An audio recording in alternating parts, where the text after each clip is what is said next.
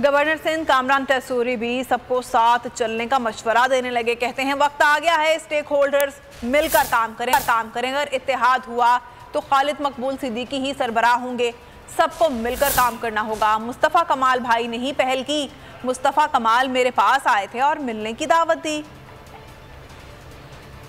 समझता है और शहरियों के वसी तर मफाद में अब शायद ये जरूरी है कि हम सब मिलजुल कर तमाम स्टेक होल्डर्स जो इस सूबे में और इस शहर में हैं वो एक दूसरे के साथ इस बात पे कम से कम जरूर इत्तेफाक करें कि हमने इस शहर को बनाना है। मैंने यही दरख्वास्त मुस्तफ़ा कमाल भाई के सामने रखी थी।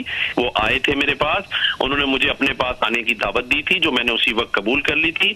और मेरा मकसद फारूक सत्तार भाई से, मुस्तफ़ा कमाल भाई से और अपनी पार्टी जिसने मुझे नॉमिनेट किया गवर्नर सिंध, मैंने यही बात रखी थी कि हमें इस शहर को ठीक करना है, इसके लोगों के काम करवाने हैं, हमें लोगों के काम करने हैं। तयशुदा है जो मैं आपको बता दूं कि MQM पाकिस्तान के सरबराह डॉक्टर खालिद मकबूल सिद्दीकी भाई हैं और होंगे और रहेंगे।